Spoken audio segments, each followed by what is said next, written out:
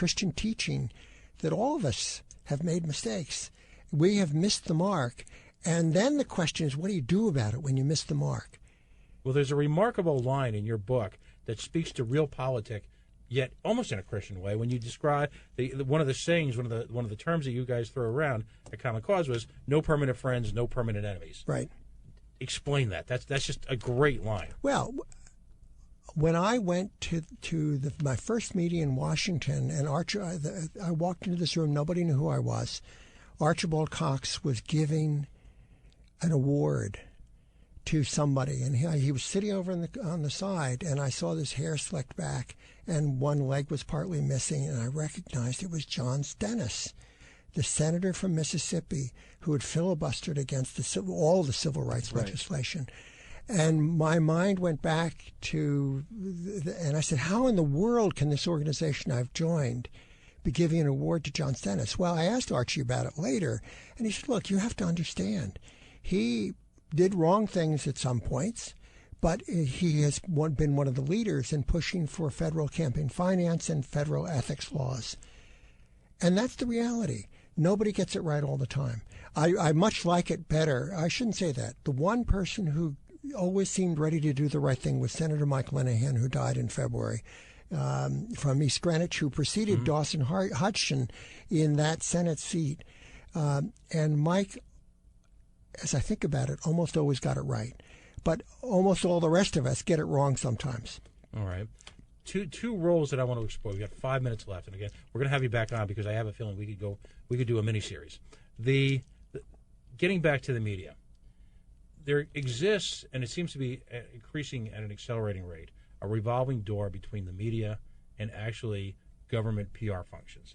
All right, you're right about that. I mean, it's astonishing. The most recent was the young woman from the Associated Press, who is now the communications liaison for the lieutenant governor. On one hand, given the uncertain economy surrounding the media, one can't fault folks for looking for a job and a paycheck.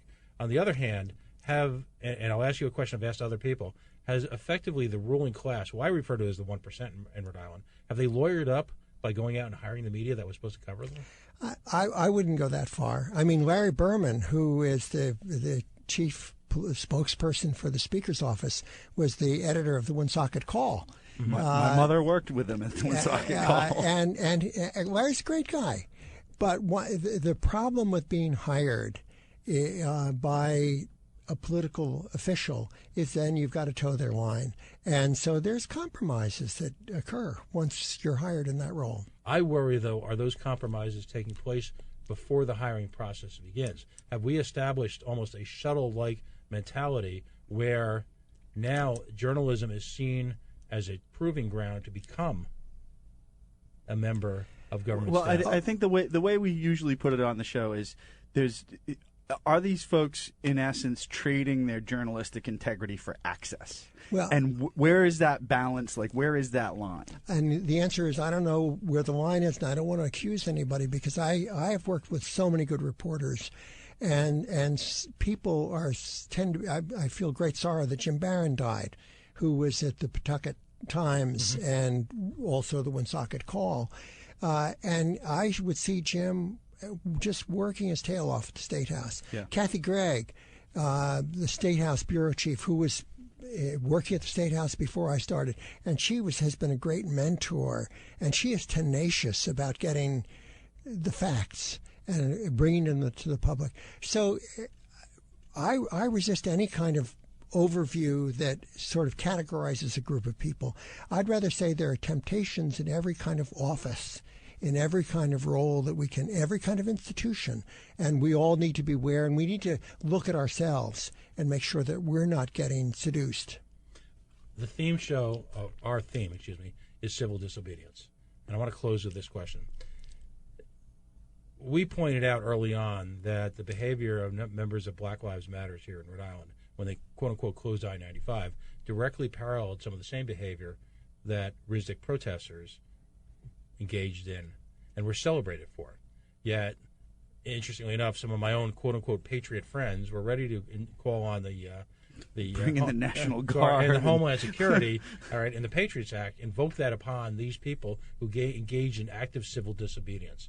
What in your mind, is an appropriate level of civil disobedience if you are a minority or if you are an infringed upon individual here in the state of Rhode Island? That's a really good question, Pat, and I'm not sure that I can answer it. But your comparison, because I remember when those RISD demonstrators, they didn't actually get to 95; they were just on the ramp. And the police cars came from every direction, and most of them were in their 60s, and they were mostly white, and some of them were veterans and had American Legion hats on. Wow, that's a tough question. But I think that the point is that all of us have a responsibility to pay attention to the injustices wherever they occur. And if everybody would pay attention, then there would be less desperation. Wow. Let's give them another plug, secretsandscandals.com, all right, if you want to check out Phil's book. It's available on the east side and a number of independent bookstores in Providence. Almost all the bookstores in the Symposium, Island Books, Wakefield Books, Barnes and Noble. So it's a must read. You once you start, if you've got a 4 or 5 hour plane ride in front of you, grab the book because you won't put it down. Folks, you've been listening to the Coalition on coalitionradio.us. Find us on Facebook.com/The Coalition. We'll be podcasting this on coalitionradio.us, at the Mighty Mighty Twitter, at Coalition_radio. Thank you for joining us. We're going to have Phil West in again in a few weeks to continue the conversation. Have a great week.